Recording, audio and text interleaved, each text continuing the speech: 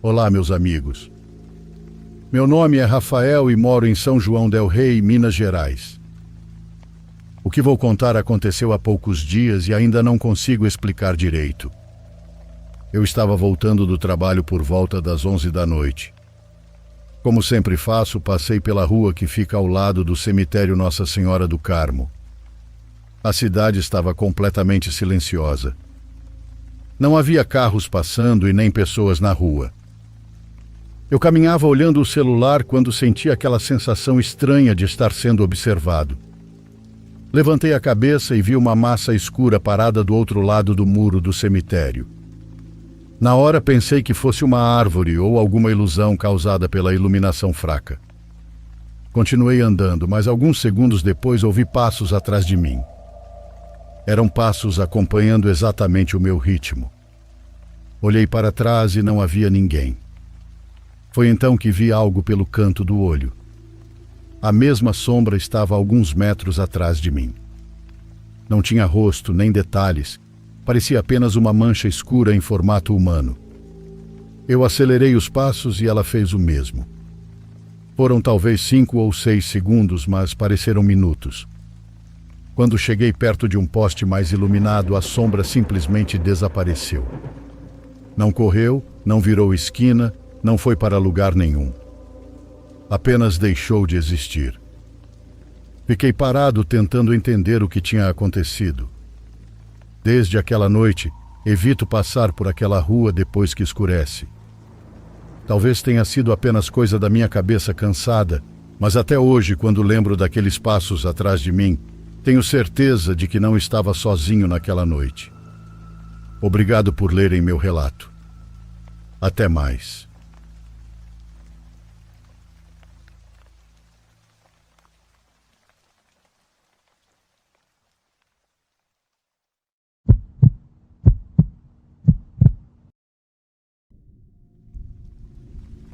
O mundo é um lugar estranho. Há cerca de 5 anos trabalhei por um tempo como investigador particular. Não se preocupem, não é tão interessante quanto parece.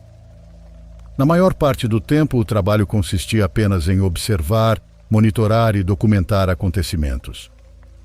Era basicamente um serviço de vigilância simples.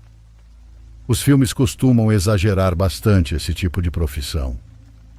Durante meu período como investigador particular, não presenciei nada que mudasse o mundo, mas houve um caso que me marcou profundamente.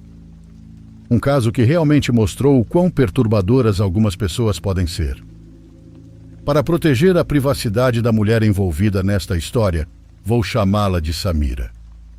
Cerca de 6 meses depois de iniciar minha carreira como investigador autônomo, conheci Samira.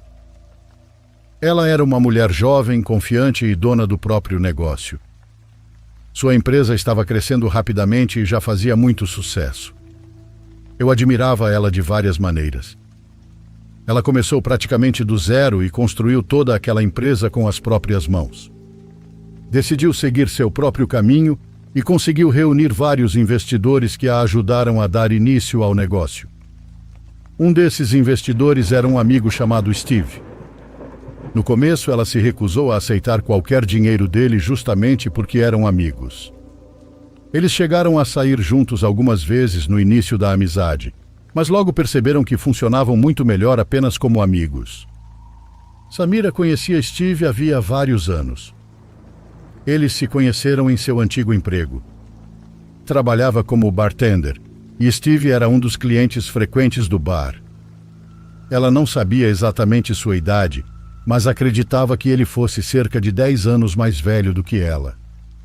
Segundo Samira e várias outras pessoas que conheciam Steve, ele era o tipo de pessoa que transmitia a imagem de um homem muito rico. Estava sempre vestido como se estivesse prestes a participar de uma reunião de negócios e era sempre o primeiro a tirar a carteira para pagar as bebidas. Sempre que aparecia no bar, contava a ele sobre seus sonhos e sobre a empresa que pretendia criar. Steve oferecia dinheiro para ajudá-la praticamente todos os dias, mas ela sempre recusava.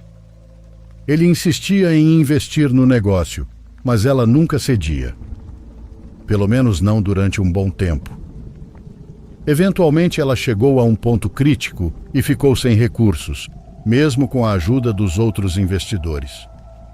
Ela nunca quis aceitar dinheiro de um amigo, mas Steve parecia ser sua última chance de transformar aquele sonho em realidade. O problema é que ela estava prestes a descobrir por que nunca se deve misturar negócios com amizades, especialmente quando existe algum histórico romântico entre as duas pessoas, mesmo que tenha sido algo breve.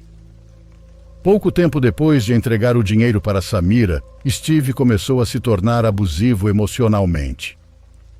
Ela guardou todas as mensagens e gravações de chamadas daquela época e me mostrou tudo. O sujeito ligava sem parar.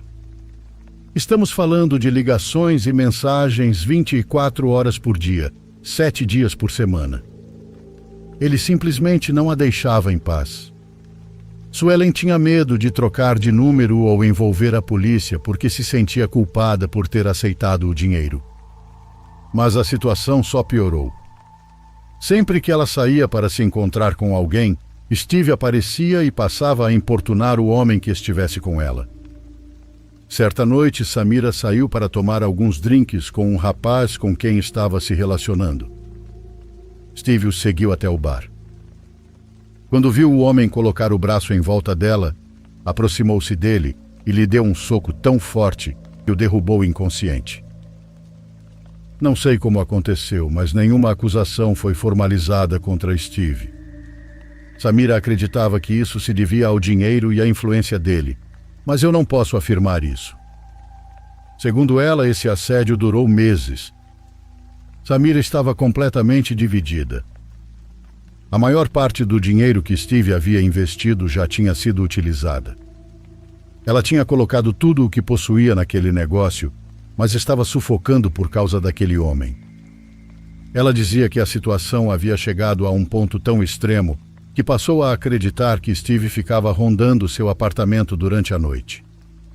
Muitas vezes acordava no meio da madrugada e ouvia o que pareciam ser passos caminhando do lado de fora de seu quarto.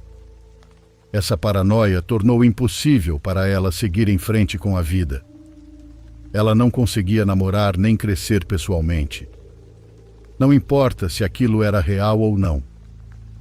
A sensação constante de que alguém estava esperando por ela em cada esquina era devastadora. Por onde passava, via o que acreditava ser a caminhonete vermelha de Steve. Então, um dia, sem qualquer aviso, Steve desapareceu. Ela parou de ver a caminhonete. Ela não aparecia mais no trabalho e não havia mais sons de passos do lado de fora da porta. Era como se sua vida estivesse finalmente voltando ao normal. Esperava que ele simplesmente tivesse seguido em frente. Com o tempo, voltou a namorar. E dessa vez não houve ataques inesperados nem aparições de Steve. Durante alguns anos ela viveu esperando que ele reaparecesse de repente, mas os anos passaram e nada de Steve. Sua empresa finalmente decolou. Ela comprou uma nova casa e iniciou uma nova fase da vida. Foi nessa época que voltou a pensar bastante nele. Não de maneira amigável. Ela queria devolver cada centavo que Steve havia investido na empresa para que ele nunca mais tivesse nada para usar contra ela. Tentou entrar em contato. O número que possuía já não existia mais. Procurou por ele no Facebook e no Instagram, mas não encontrou nenhum perfil. Chegou até a voltar ao antigo bar onde trabalhava para perguntar se alguém tinha notícias dele. Ninguém o via havia anos. Era como se ele tivesse simplesmente desaparecido da face da terra. Samira estava pronta para deixar tudo para trás quando algo aconteceu. No meio da noite, ouviu alguém bater à porta. Ela olhou pela janela próxima à entrada e viu uma figura alta usando um capuz. Imediatamente pensou que fosse Steve. Não tinha nenhuma prova para sustentar essa conclusão. Era apenas uma sensação. A pessoa bateu novamente. Samira não respondeu. Ela me contou que aquela figura permaneceu ali por cerca de 20 minutos antes de finalmente ir embora. No dia seguinte, ela entrou em contato comigo. Foi então que ouvi toda essa história. Suelen não queria mais viver aquele jogo. Queria encontrar Steve, devolver o dinheiro e encerrar aquele capítulo de sua vida de uma vez por todas. Depois de algum trabalho investigativo, descobri que o nome verdadeiro dele não era Steve. Também não consegui descobrir de onde vinha todo o dinheiro que ele costumava exibir. No entanto, descobri algo perturbador. Ele havia repetido o mesmo comportamento em outras cidades, usando nomes diferentes. Exibia riqueza, conquistava a confiança de mulheres e tentava ganhar seu afeto. Mas o último registro de qualquer uma de suas identidades falsas coincidia exatamente com a última vez que ele entrou em contato com Samira, mais de 2 anos antes. Todos os seus apelidos desapareceram ao mesmo tempo. Os imóveis que alugava já não eram ocupados por ele. Era como se tivesse evaporado. Então, certa noite, durante minha investigação, a pessoa voltou a aparecer na porta da casa de Samira. Ela me ligou imediatamente. Quando cheguei ao local, o homem já tinha ido embora. Passei algum tempo investigando os arredores da casa. Não queria me afastar muito caso ele retornasse. Ela tinha certeza de que aquela pessoa era Steve e temia que ele continuasse voltando. Passei as noites seguintes de tocaia em frente à casa dela. Prometi que se ele aparecesse novamente, eu o pegaria. E ele apareceu. Exatamente às 2 da manhã, alguém bateu a porta mais uma vez. Saí do carro para abordar a pessoa, mas ela me viu. Assim que percebeu minha presença, correu para dentro da escuridão. Era rápido. Muito rápido. Mesmo assim, consegui seguir seu rastro. Ele entrou em uma área densamente arborizada próxima à casa da Samira. Voltei para verificar se ela estava bem. Pedi que fosse passar alguns dias na casa de familiares por precaução. Ao amanhecer, retornei à mata para continuar o rastreamento. Depois de alguns minutos caminhando entre as árvores, encontrei algo aterrorizante. Algo que parecia quase inacreditável. Havia um pequeno barraco escondido na floresta. Essa é a melhor forma de descrevê-lo. Abri a porta lentamente. Instantaneamente fui atingido por um odor horrível. Era evidente que alguém morava ali. E também era evidente que essa pessoa não tomava banho havia muito tempo. Felizmente, naquele momento não havia ninguém dentro do abrigo. O chão estava coberto por embalagens de comida, latas de cerveja e refrigerantes. Mas o pior não era o cheiro de merda. Era o que encontrei lá dentro. Havia uma cadeira de rodas com um manequim sentado nela. A cabeça do manequim estava danificada, coberta de maquiagem e usando uma peruca loira. No colo do boneco havia uma fotografia de Steve e Samira tirada na época em que ela trabalhava no bar. Era óbvio que aquele manequim representava Samira de uma forma doentia e perturbadora. Liguei imediatamente para a polícia. Passei minha localização e expliquei tudo o que estava acontecendo. Encontrei os policiais do lado de fora da floresta alguns minutos depois. Eles começaram a analisar a área em silêncio. Pouco tempo após a chegada deles, a figura encapuzada retornou ao barraco. E então aconteceu algo ainda mais assustador. O homem começou a conversar com o manequim. Os policiais bateram na porta. No mesmo instante, ele entrou em fúria. Tentou atacar um dos agentes, mas foi rapidamente contido. Ele foi preso. E sim, era Steve. A polícia não fazia ideia de há quanto tempo ele vivia naquela mata observando Samira. É triste pensar que existem pessoas capazes desse tipo de obsessão. Se Samira nunca tivesse me procurado, quem sabe o que poderia ter acontecido. Não parecia que Steve tivesse tentado invadir a casa. Mas isso não muda o fato de que qualquer que fosse sua intenção, certamente não era algo bom. O mais frustrante é que nunca obtivemos respostas concretas. Jamais descobrimos para onde ele foi durante aqueles anos ou como perdeu toda a sua fortuna. O homem preso naquela floresta era apenas uma sombra do que um dia foi. Uma casca vazia de um ser humano. Essa história serve como um lembrete de que até mesmo alguém que você considera um amigo pode acabar revelando ser um verdadeiro monstro.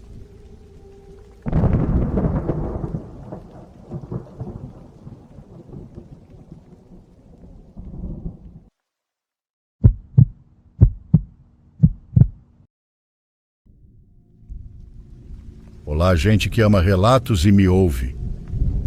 Meu nome é Maria e hoje venho aqui contar meu relato para vocês. Hoje estou completando 61 anos, mas durante muitos anos fui parteira em um sítio isolado, perto de uma famosa fazenda cafeeira. Esse trabalho já passei para minha filha, porque a idade não perdoa e eu já não tenho a mesma disposição para sair de madrugada. Aprendi esse ofício com minha mãe. Ela morava no povoado e era uma mulher muito respeitada. Muitas famílias a procuravam quando uma mulher estava prestes a dar à luz.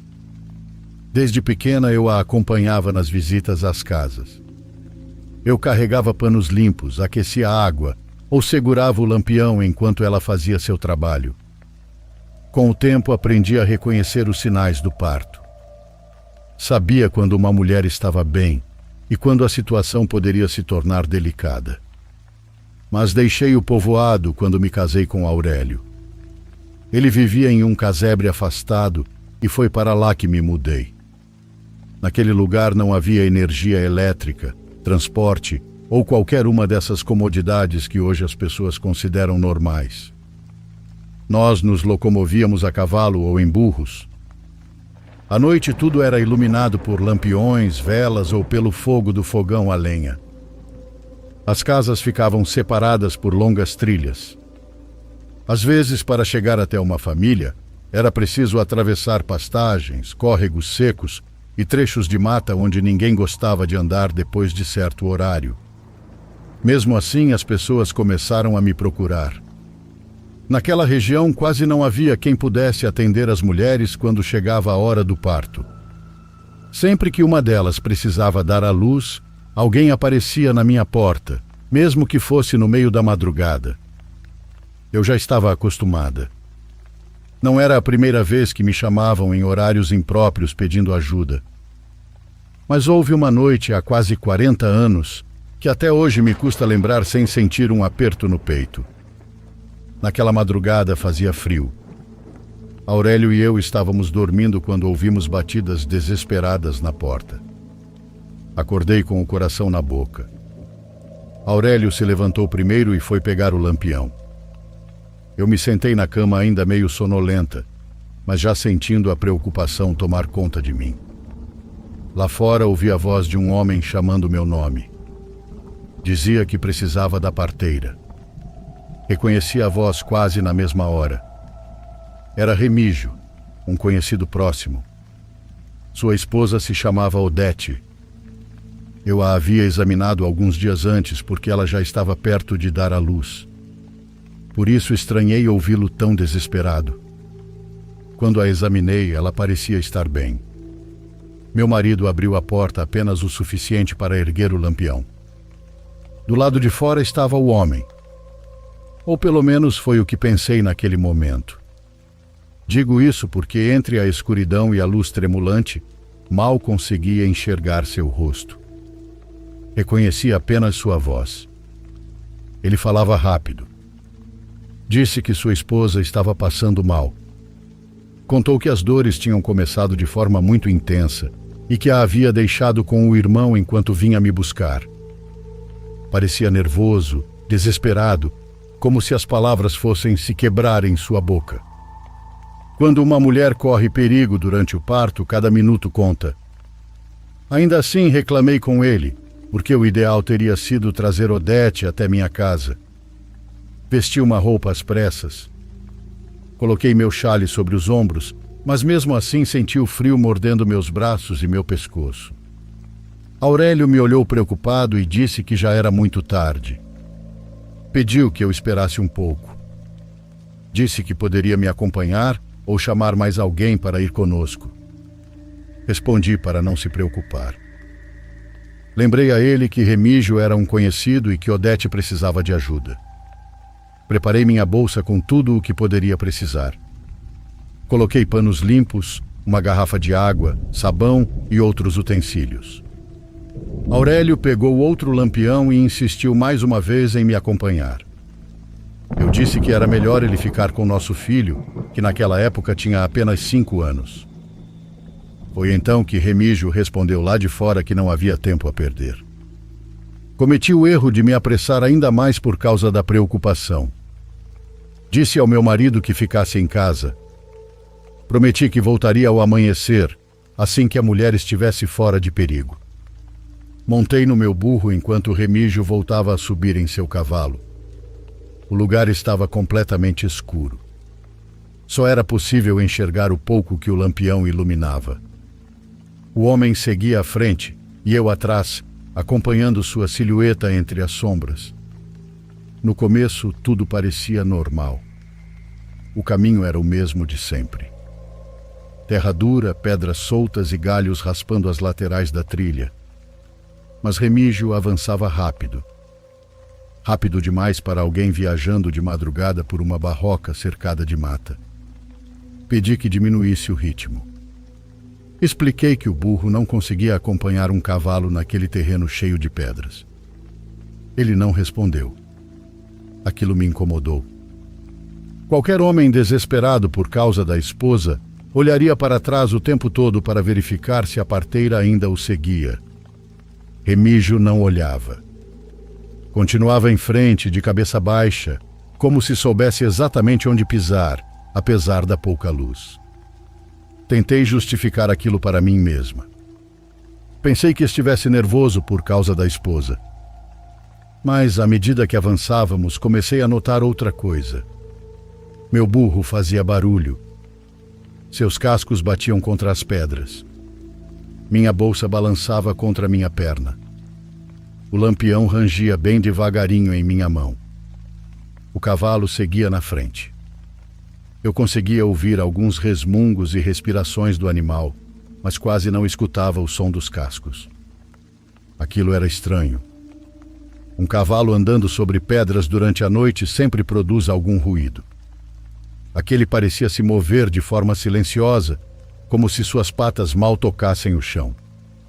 Depois descemos em direção ao córrego. Quase sempre ele estava seco, exceto quando chovia muito. Meu burro parou antes da descida.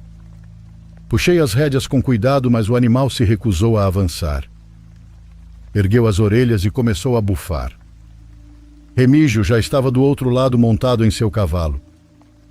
Foi então que ele se virou pela primeira vez. A luz do lampião não alcançou completamente seu rosto.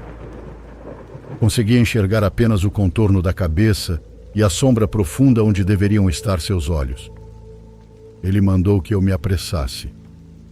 Sua voz continuava sendo a mesma, mas havia algo estranho por trás dela. Respondi que o animal não queria atravessar. Tentei forçar o burro e ele acabou descendo até o leito do córrego. As patas escorregaram um pouco entre as pedras, mas conseguiu atravessar. Quando finalmente chegamos ao outro lado, o homem havia desaparecido. No primeiro instante pensei que tivesse seguido adiante. Levantei o lampião o mais alto que pude, mas só consegui enxergar um trecho da trilha, algumas pedras claras e os galhos baixos que fechavam o caminho mais à frente. Gritei seu nome. Pedi que me esperasse. Não houve resposta. Fiquei alguns segundos imóvel, escutando. Não fazia nem meia hora que tínhamos saído de casa, mas eu já sentia como se estivesse muito longe. Fiz meu burrinho avançar alguns metros. Ele estava nervoso. Eu percebia isso pelo jeito como mexia as orelhas e acelerava o passo para logo em seguida parar bruscamente. Falava baixinho para acalmá-lo. Acariciava seu pescoço com uma das mãos enquanto segurava o lampião com a outra. Chamei por Remígio novamente. Não ouvi sua voz. Não ouvi o cavalo. Não ouvi sequer um galho se mover adiante. Foi nesse momento que meu corpo começou a me dizer que alguma coisa estava errada. Decidi que voltaria para casa. Pensei que se Odete realmente estivesse em perigo, Remígio teria de voltar para me buscar. Mas eu não continuaria entrando mata adentro atrás de um homem que simplesmente desaparecia depois de atravessar um córrego. Fiz o burro dar meia volta. O animal obedeceu imediatamente, como se também estivesse esperando que eu tomasse aquela decisão. Quando nos viramos, a luz do lampião iluminou parte da mata. Foi então que eu o vi. O homem estava entre as árvores, parado ao lado da trilha, montado em seu cavalo. O animal tinha a pelagem escura e seus olhos refletiam fracamente a luz do lampião. Senti minha garganta apertar. O chamei pelo nome e perguntei o que estava fazendo ali. Naquele momento eu já estava completamente confusa.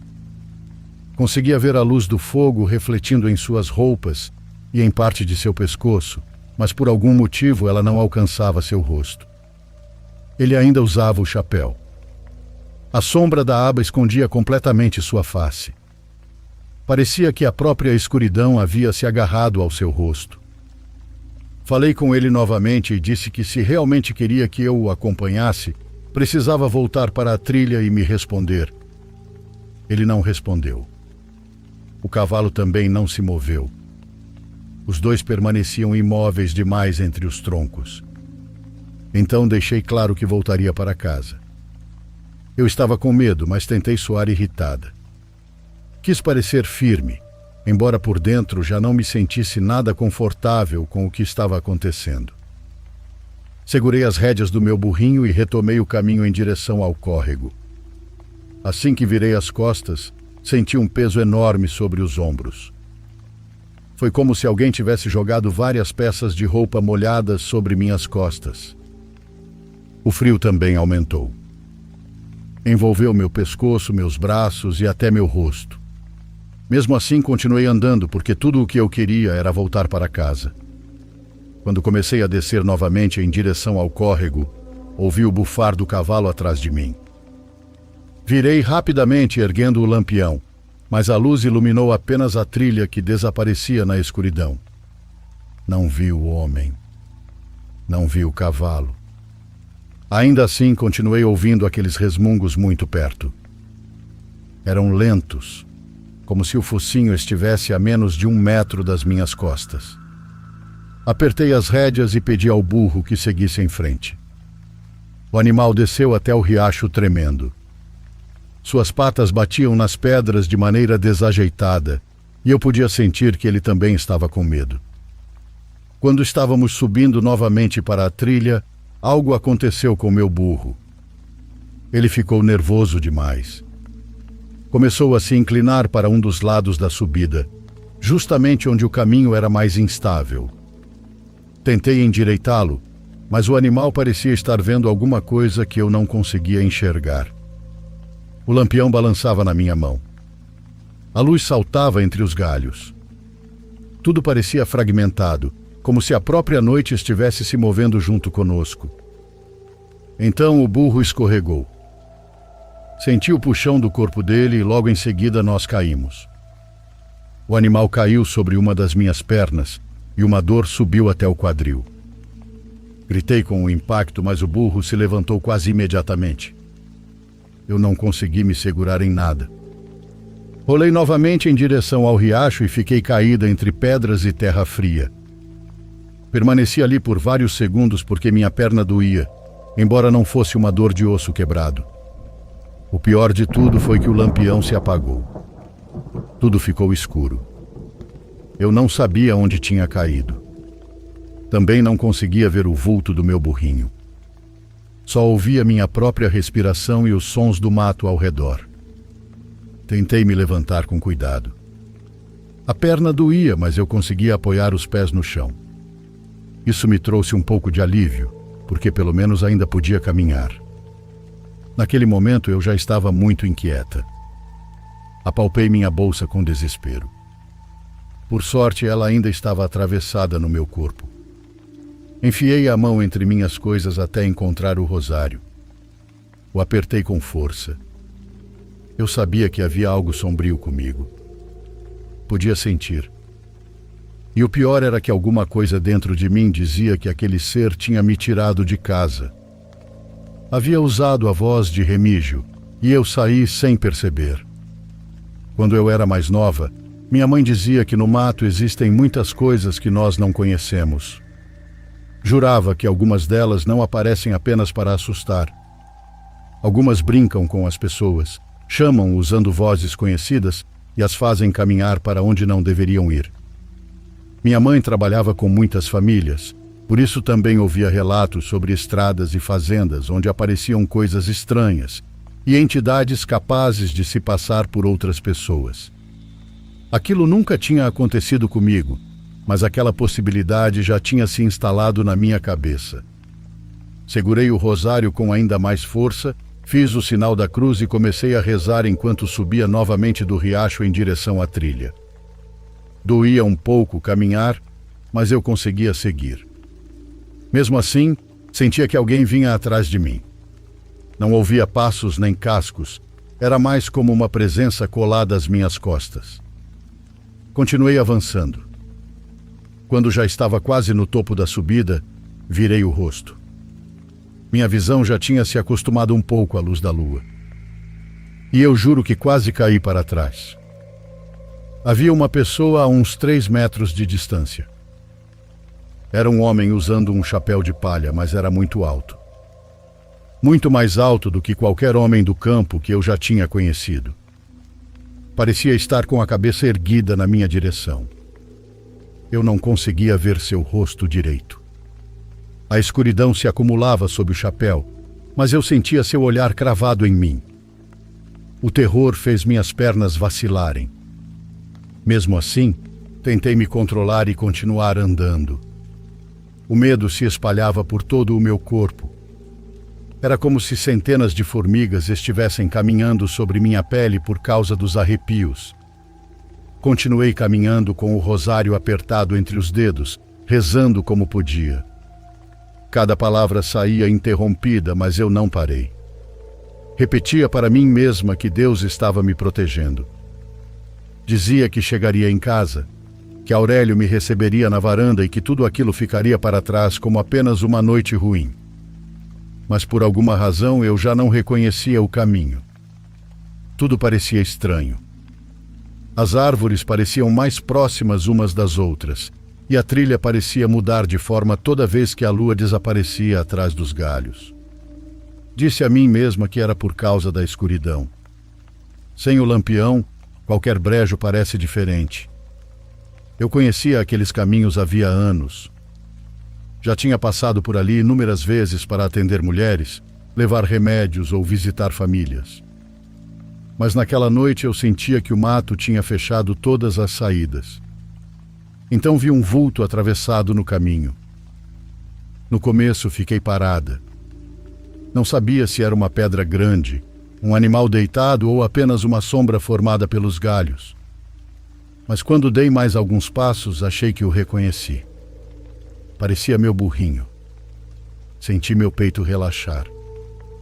Me aproximei devagar, ainda com medo, e distingui um leve brilho nos olhos dele. Era o mesmo brilho que às vezes os animais têm quando a luz da lua os atinge de lado. Falei baixinho com ele. Disse que não precisava ter medo e que já estávamos indo para casa. Cheguei mais perto e o segurei pelo focinho. Depois o abracei como pude, com uma mão em seu pescoço e a outra ainda segurando o rosário. Foi um enorme alívio senti-lo novamente ao meu lado. Por um instante pensei que Deus o tivesse colocado outra vez no meu caminho para que eu pudesse voltar para casa. Tive vontade de chorar de alívio, porque em uma fazenda um animal pode ser a diferença entre voltar vivo ou ficar perdido para sempre no meio do mato. Então ouvi uma voz. Era rouca e baixa, como um sussurro. Senti meu coração parar. Fiquei imóvel, com a mão ainda apoiada sobre o animal. Pensei que alguém tivesse falado atrás de mim, mas a voz soou de novo. Desta vez mais perto.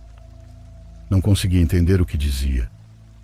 Eram palavras curtas, misturadas a grunhidos baixos, como se alguém tentasse falar com a garganta cheia de alguma coisa. A voz vinha do animal. O burro estava falando comigo. O empurrei com força e saí. Quase caí por causa da dor na perna, mas consegui me manter de pé. O animal ficou me encarando com a cabeça erguida. As orelhas estavam rígidas. O brilho em seus olhos ficou mais intenso. Eu não conseguia respirar direito. Queria me convencer de que tinha ouvido errado, mas ele moveu o focinho de novo. Pareceu dizer meu nome. Nem sequer posso afirmar que pronunciou claramente. Era como a voz extremamente grossa de um homem. Então ele riu. Não foi por muito tempo, mas aquele som foi a única coisa que se ouviu em todo o mato. Comecei a me afastar sem tirar os olhos dele.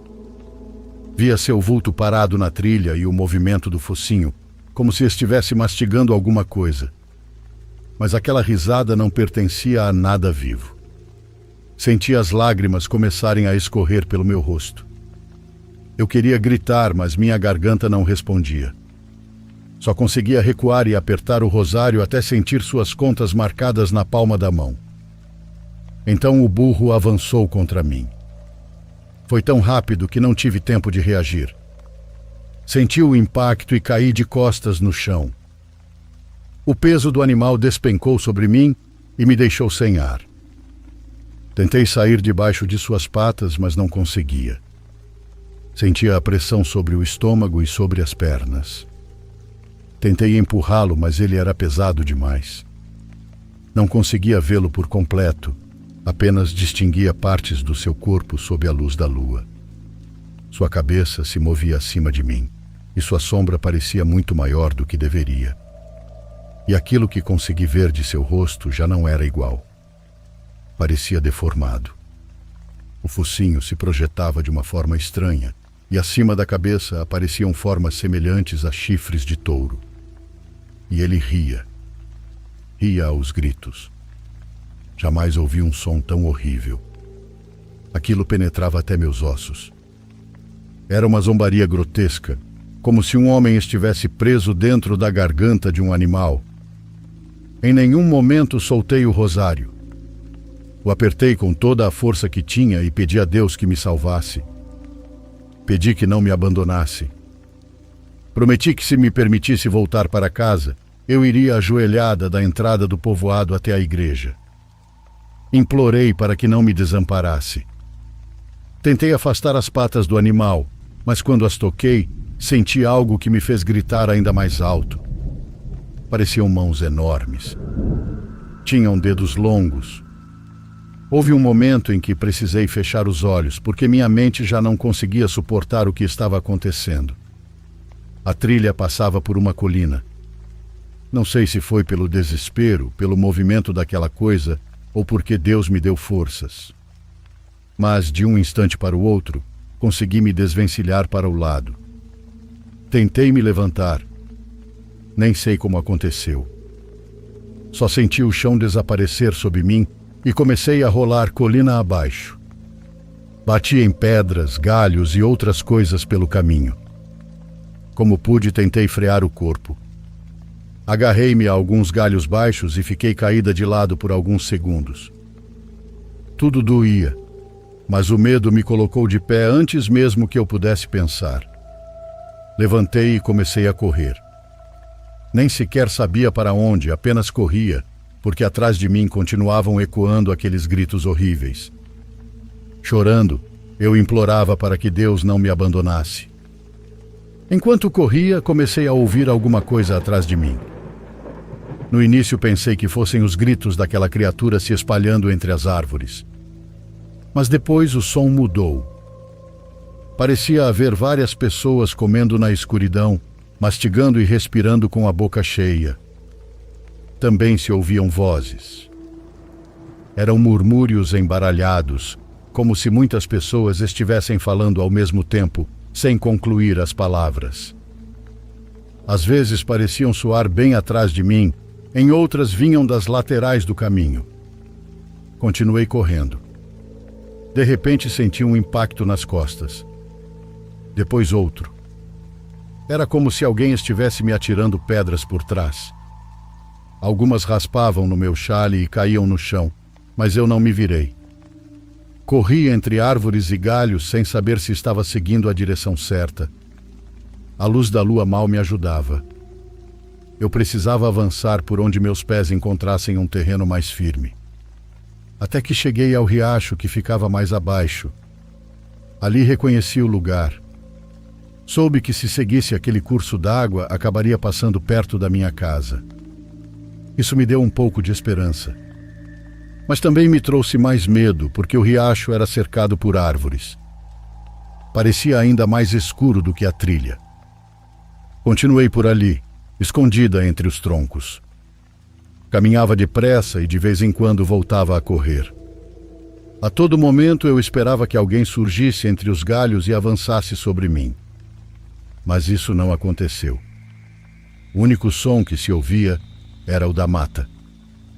Quando finalmente avistei minha casa, senti como se minha alma tivesse voltado para o corpo. Não sei de onde tirei forças. Saí correndo de dentro das árvores, atravessei o quintal chorando e comecei a gritar por Aurélio. Minha voz saiu trêmula, como se pertencesse a outra pessoa. Meu marido abriu a porta assustado. Trazia o lampião na mão e o rosto tomado pela confusão. Mas ao me ver, toda aquela expressão desapareceu. Eu apenas o abracei com tanta força que acho até que o machuquei. Depois o empurrei para dentro de casa quase à força e fechei a porta com as mãos tremendo. Verifiquei se tudo estava bem trancado e nisso vi que meu filho havia acordado. Ainda era pequeno. Tentei acalmá-lo, mas mal conseguia falar. Aurélio perguntava o que havia acontecido. Eu só repetia para que ele não abrisse a porta. Que não a abrisse por nada neste mundo. Quando consegui me explicar um pouco melhor, contei que uma criatura sombria havia aparecido usando a voz de Remígio. Disse que ela tinha usado o nome de Odete para me fazer sair de casa. Meu marido ficou em silêncio. Acho que a princípio tentou encontrar alguma explicação para aquilo, mas depois viu minhas mãos tremendo e minhas pernas cobertas de terra. Além disso, ele mesmo havia visto o homem chegar para me chamar. Naquela noite não dormimos. Ficamos dentro de casa com o lampião aceso. Aurélio colocou uma cadeira encostada na porta e eu me sentei ao lado do meu filho, o abraçando enquanto rezava em voz baixa. Qualquer barulho vindo do curral me fazia pular. Toda vez que algum animal se movia lá fora, eu sentia que aquela coisa tinha voltado. Durante os dias seguintes, tudo pareceu estranho. Eu tinha medo de qualquer coisa. Me assustava quando alguém batia à porta. Não conseguia entender o que havia acontecido. Também não entendia por que aquela criatura havia me escolhido. Talvez porque soubesse que eu era parteira ou outra coisa. Eu tinha medo de que aquele ser retornasse, por isso mandei chamar minha mãe. Pedi a Aurélio que fosse buscá-la no povoado assim que pudesse. Minha mãe conhecia rezas e proteções, porque durante muitos anos trabalhou com famílias de todo tipo. Quando chegou, encontrou-me ainda pálida. Examinou minha perna e depois fez uma oração por mim. Também rezou por Aurélio, por meu filho e por toda a casa. Em seguida, colocou proteções nas entradas e nos orientou a evitar sair depois do anoitecer durante alguns dias. Contei a ela tudo o que tinha acontecido.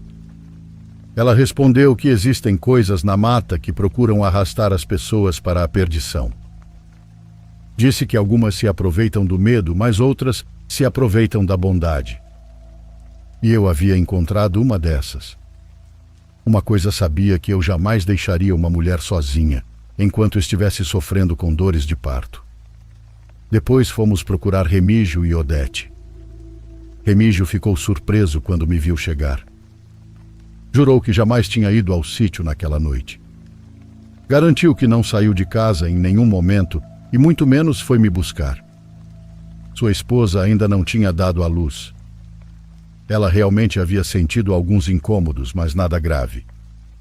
O irmão dele esteve com eles naquela noite, exatamente como a voz havia dito, mas Remígio jurou pelo que tinha de mais sagrado que nunca foi me procurar.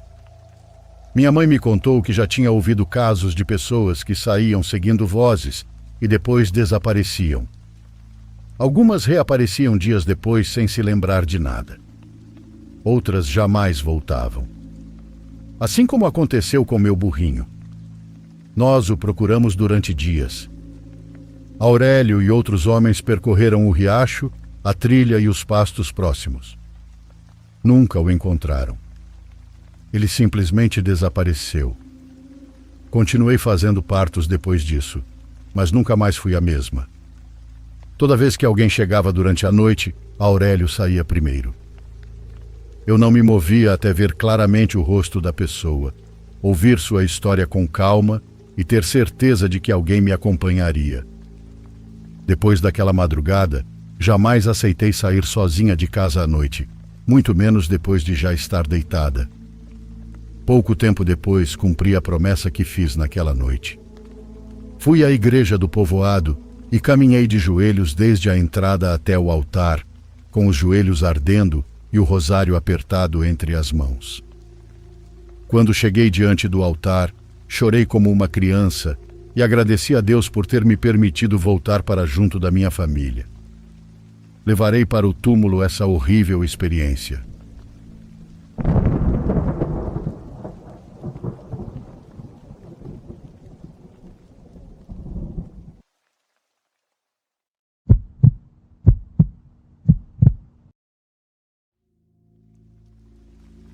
Oi, Diário dos Pesadelos. Novamente é a Elisângela. Ainda tenho alguns relatos para contar a vocês. Como sou do interior, nem sempre tenho tempo livre para escrever, mas sempre que posso vou contar. Estou sempre ansiosa pelos relatos de todos.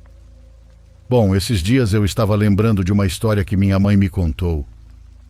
Minha avó sempre contava essa história para ela. Contava que um homem havia morrido de forma estranha e no meio do velório, do nada, um braço caiu para fora do caixão. Um familiar posicionou o braço do falecido do jeito correto, mas dali a poucos segundos o outro braço caiu. Aí o pessoal já ficou muito assustado, mas mesmo assim arrumaram. Logo depois, as luzes da igreja apagaram e voltaram, e quase no mesmo instante, os 2 braços do falecido caíram para fora do caixão. Nesse momento, o pessoal começou a rezar, enquanto outros, já com medo demais, começaram a ir embora. Mas com o pessoal já em desespero, do nada o morto ficou em posição sentada, flutuando alguns centímetros e com os olhos extremamente arregalados. No que o pessoal viu isso, ninguém conseguiu ficar mais. Todos saíram correndo. Minha mãe não lembra se, por fim, enterraram rapidamente ou se tiveram coragem de terminar o velório do homem. Mas enfim, esse foi o relato. Obrigada e até mais.